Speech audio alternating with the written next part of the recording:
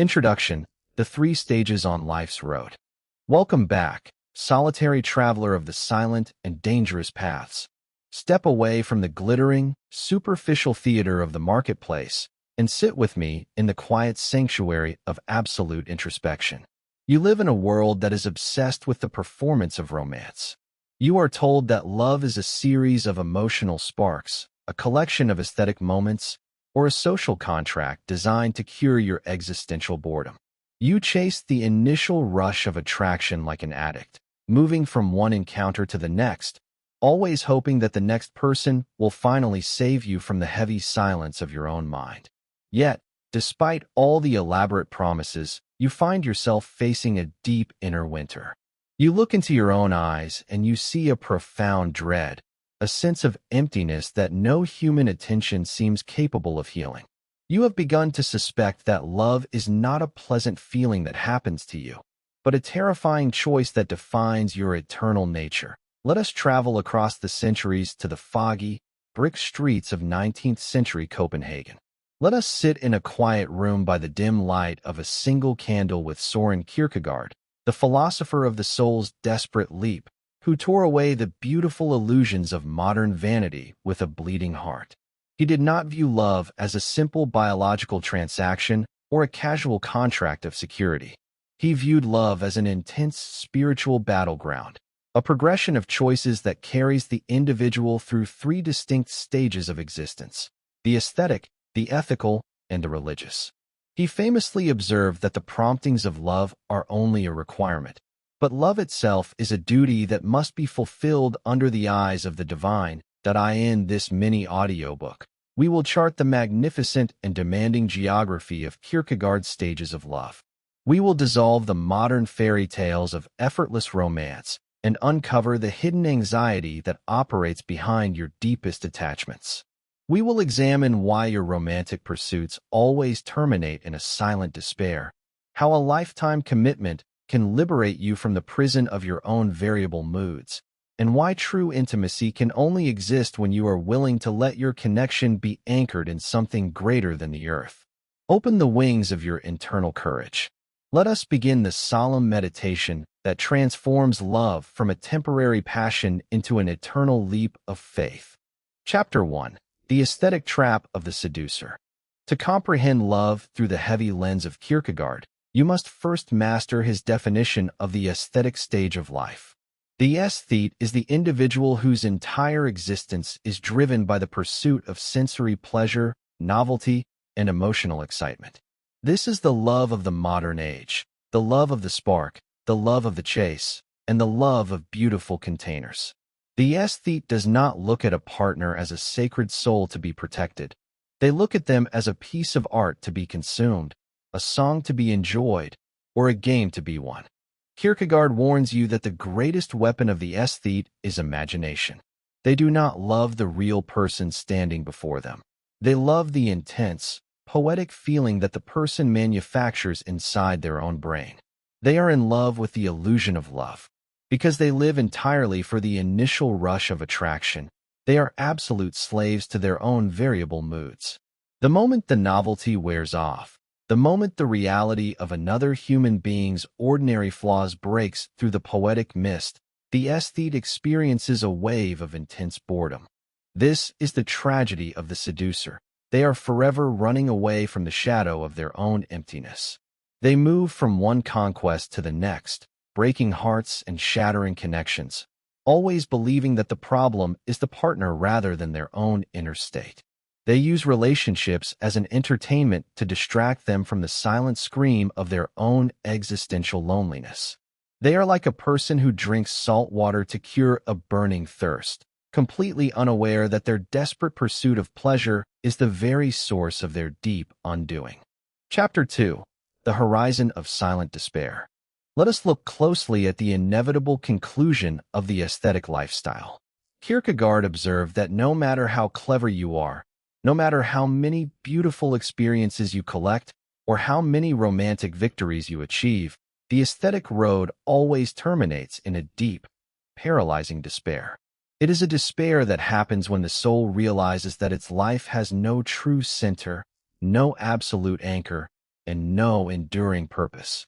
You sit in your room after the noise of the party has faded, looking at the decorations of your vanity, and you realize that you are completely empty. The sparks did not save you. The physical conquests did not heal your anxiety. The superficial flattery of the marketplace has left you more isolated than before. You feel a heavy dread settle over your chest. The realization that you have wasted your short, precious days chasing shadows across a melting river of time. This despair is not a sign that you are broken. It is the ultimate wake-up call of your spirit. It is the moment the soul refuses to be numbed by the illusions of the valley. Kierkegaard tells you that you must have the absolute courage to sit in this despair, to feel its full weight, and to let it burn away your self-deceptions. You cannot run back to the aesthetic playground. You must stand at the edge of the abyss and realize that you need a radical transformation. You need to make a choice that carries you out of the prison of your immediate desires and onto a higher, more stable territory of existence. Chapter 3. The Great Leap into the Ethical. When the individual has been thoroughly broken by the despair of the aesthetic stage, they become ready for the first great choice, the leap into the ethical stage of life. The ethical stage is the realm of duty, commitment, responsibility, and constant historical continuity. In the realm of love, the absolute manifestation of the ethical stage is the institution of marriage. To the modern aesthete, marriage looks like a cold prison that destroys your freedom and kills the poetry of romance. But Kierkegaard turns this illusion upside down. The ethical stage is the only place where true human freedom begins. When you choose to enter into a lifetime commitment, you are no longer a puppet pulled by the strings of your variable emotions or your shifting chemical impulses. You are the sovereign master of your own destiny. You declare to the universe, I choose this person, and I choose to love them through the winter and the storm, regardless of how my feelings may change tomorrow. This leap requires an incredible strength of character. You transition from a consumer who extracts pleasure to a steward who guards a sacred bond. You accept the reality of the daily routine, the financial responsibilities, and the ordinary human flaws of your partner. You realize that the true beauty of love does not lie in the accidental sparks of the beginning, but in the historical depth of a shared path. You are no longer chasing an abstract dream of perfection. You are building a concrete monument of loyalty in the material world. Chapter 4. The Limitations of Human Duty. The ethical stage brings order, stability, and dignity to human connections. It rescues the individual from the chaotic winds of their immediate moods and builds a safe harbor for the family and the community.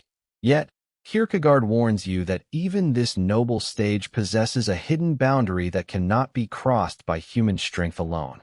The ethical stage ultimately faces its own deep limitation, the reality of human brokenness and guilt. When you live strictly by the law of duty, you naturally begin to see how often you fail to meet the ideal.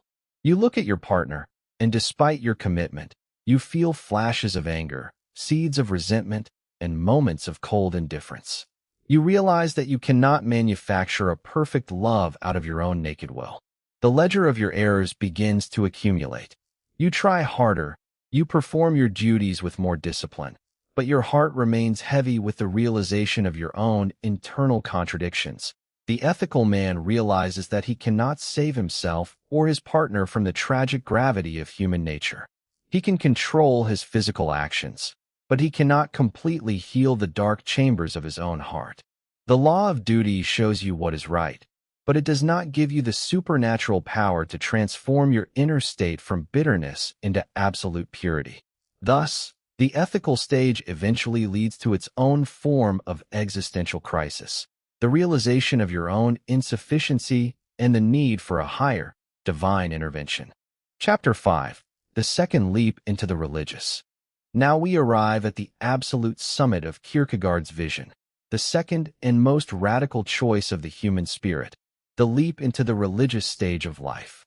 This is not the religion of public rituals, social organizations, or external moral rules. This is the absolute, uncompromised relationship between the individual soul and the living God. occurring in the secret privacy of your own consciousness, that in the religious stage, the entire landscape of human love is completely revolutionized. You stop looking at your partner as an object to be possessed for your pleasure, or as a co-worker to help you fulfill a social duty. You look at them as a sacred neighbor created in the image of the divine. You realize that you cannot truly love a human being unless your connection passes through the heart of God first. God becomes the necessary third participant in your relationship. Think of a triangle. You and your partner are at the two bottom corners, and God is at the top peak. As both individuals move closer to the divine, they naturally move closer to each other. Their mutual affection is no longer dependent on their shifting human emotions, their financial fortunes, or their physical containers. Their love is anchored in the eternal, unchangeable source of all life. They love each other because they both belong to the same sacred universe under the eyes of the Creator. Chapter 6. The Law of Love as a Duty. In his magnificent book, Works of Love, Kierkegaard explores the profound difference between natural human affection and the divine command to love. Natural love, what the world calls romance or friendship, is always preferential. It is based on your unique tastes, your emotional compatibility, and the pleasure the other person brings to your ego. It is a love that says, I love you because you are beautiful, because you match my personality, or because you are useful to me. Kierkegaard warns you that preferential love is highly fragile and inherently selfish. It is a love that can easily turn into hatred when the other person changes or fails to satisfy your needs. But the scriptural command says, you shall love your neighbor as yourself. This is a love that is commanded as an absolute duty. When love becomes a duty under God, it is completely liberated from the variables of the material world. You do not love your neighbor or your partner because they are convenient, pleasant, or perfect today. You love them because God commands you to show them mercy, respect, and care. This command breaks the sovereignty of your ego. It forces you to love the unlovable, to show patience to the person who has provoked you, and to remain steadfast when the emotions are completely dry. Love as a duty is the only love that is unshakable, because its foundation does not belong to your shifting feelings. It belongs to the eternal law of the divine. Chapter 7. The Purity of Self-Denial. To practice this religious form of love, you must enter the difficult school of true self-denial. The modern world tells you that love means self-fulfillment, that you should find someone who satisfies your desires, validates your lifestyle, and elevates your social status. The ego views a relationship as an investment that must bring a high emotional return. Kierkegaard completely shatters this commercial calculation that he observed that the greatest enemy of true intimacy is your own pride and self-centeredness. As long as you are holding on to your ego, as long as you are demanding that your partner serve your comfort or cure your loneliness, your love will always be a form of manipulation. You are using them as a tool. True love requires you to become nothing, so that the divine light can flow through you into the life of another without obstruction. Self-denial does not mean you allow yourself to be abused or crushed by the world. It means you voluntarily step down from the throne of your own selfishness. You stop keeping score of your sacrifices. You stop demanding recognition for your generosity. You give your care, your patience, and your forgiveness with a clean, invisible hand, wanting only the spiritual flourishing of the beloved. By denying your lowest impulses, you make room for the grace of God to operate within your house, transforming your connection from a human battle into a holy sacrament. Chapter 8. The Mystery of Hidden Inwardness. Kierkegaard wrote extensively about the concept of hidden inwardness, the idea that the deepest, most sacred dimensions of your life must remain concealed from the noisy, superficial judgments of the public square. In your modern world, you live in an environment of total externalization.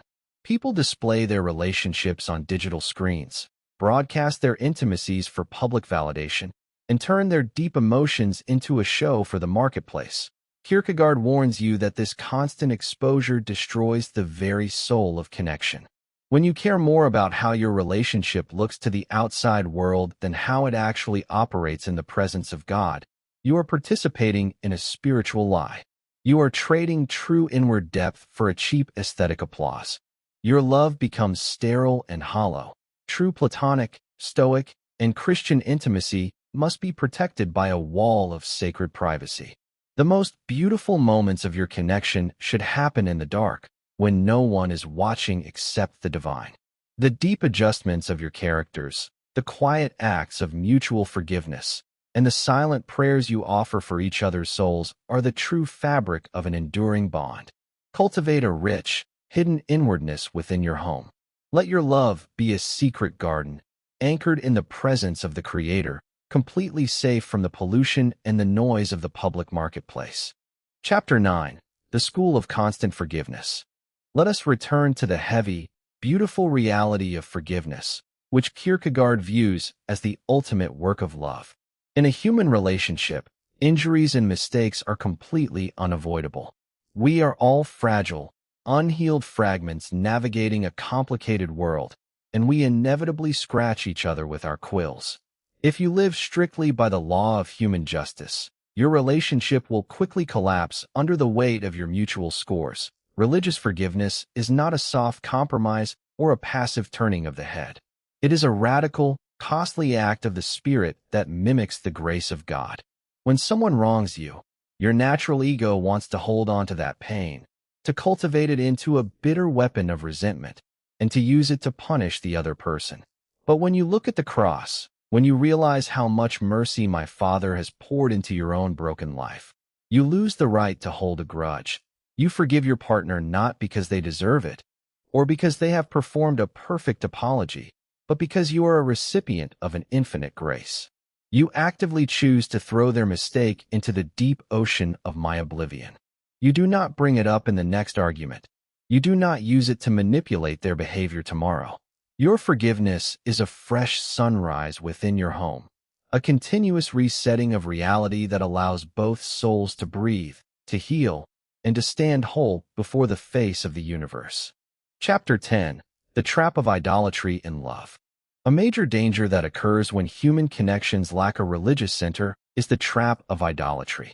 When you do not believe in God, or when your spirit is separated from the eternal source of life, you naturally look for an earthly substitute. You select a human being, your partner, your child, or your hero, and you place them on the absolute throne of your heart. You expect them to fulfill your need for eternity and to guarantee your existential salvation. Kierkegaard warns you that this idolatry is an act of extreme cruelty toward the person you claim to love. A human being is just another fragile, suffering mortal, full of their own fears, limitations, and internal conflicts. They cannot bear the weight of your infinity. When you demand that they be your perfect God, you doom them to fail. You turn your relationship into an agonizing prison of impossible expectations. To love someone correctly, you must break the idols. You must realize that your partner cannot be your savior, and your child cannot be your meaning. You must return the throne of your heart to the Creator alone. When your ultimate security, your value, and your purpose are safely anchored in the divine, you are finally liberated to love the human being next to you for who they actually are. A beautiful, fragile companion who needs your patience and your grace, rather than an idol who must satisfy your empty soul. Chapter 11. The Sacred Path of the Single Individual. Before you can truly participate in the highest form of connection, you must first learn how to stand before God as the single individual, what Kierkegaard called Hein in Celt.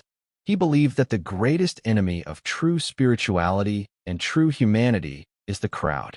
The crowd is the collective noise of society that robs you of your individual responsibility and numbs your conscious mind with opinions, trends, and superficial rules. If you rush into a relationship simply because you are afraid of your own individuality, or because you want to merge your identity into a crowd of two, you are participating in an illusion. Your love will always be a form of cowardice. You must have the courage to step out of the collective noise, to stand alone in the absolute silence before the eyes of the Creator, and to take total, uncompromised responsibility for your own soul. When you have mastered this solitary standing, When you know who you are before the face of eternity, you are finally ready to offer a strong, stable presence to another. You do not enter into a connection to lose yourself or to steal an identity from your partner. You come together as two sovereigns who have both looked into the depths of their own consciousness, who have both taken the leap of faith, and who choose to walk the same rocky road toward the kingdom of heaven side by side. Chapter 12. The Eternal Reward of Faith. Let us close our deep, uncompromised meditation by standing with Kierkegaard on the high peak of his existential vision, looking out at the short, fragile nature of our material existence. From this height, the temporary trends of the marketplace look like smoke that vanishes into the wind, and the proud monuments of human vanity fade into nothingness. Our physical containers will eventually decay, and our names will be forgotten by the history of the earth. But do not allow this reality to fill your heart with despair. It should fill you with a magnificent, triumphant joy. The choices you made to love under the eyes of God, the hidden acts of self-denial you performed within your home, and the expensive patience you displayed toward your broken neighbor. These things are completely immortal. They are written permanently in the book of life. Our connection is not a temporary physical transaction that ends at the edge of the grave. It is an eternal fellowship that has been baptized in the fire of divine grace. By choosing to align your short, earthly days with the sovereign law of love, you have stepped off the wheel of temporal vanity and entered into the absolute reality of God's kingdom. Walk firmly in this deep, unshakable awareness. Let the world chase its fleeting shadows, and let your mind remain anchored in the eternal light of faith. Conclusion: take the leap. My beloved companion of the clean reality, lift your eyes from the foggy marshes of the common marketplace. Do not allow your short, precious life to be consumed by a definition of romance that views you only as a consumer of pleasant feelings or a collector of superficial security. You are not a mechanical puppet. You are a single individual capable of absolute awakening and radical faith. As you step back into the routine of your daily duties, carry the map of Kierkegaard's stages within your chest. Do not run away from the despair or the emptiness you meet in your unexamined pursuits. Use it as your alarm clock to wake up from the hypnosis of the aesthetic playground. Take the brave leap into the ethical commitment of your choices. Protect the hidden inwardness of your home with a wall of sacred privacy. Break the idols of human validation and let your connection pass through the heart of God first. You are not alone in this grand architecture of character. The same divine spirit that has guided the greatest prophets and seekers through the centuries is breathing peace into your mind right now, breaking your chains, and inviting you into the wedding feast of eternal love. Walk confidently in that light, and let the shadows of fear dissolve forever. Peace and absolute, unshakable stability be with you on the grand journey.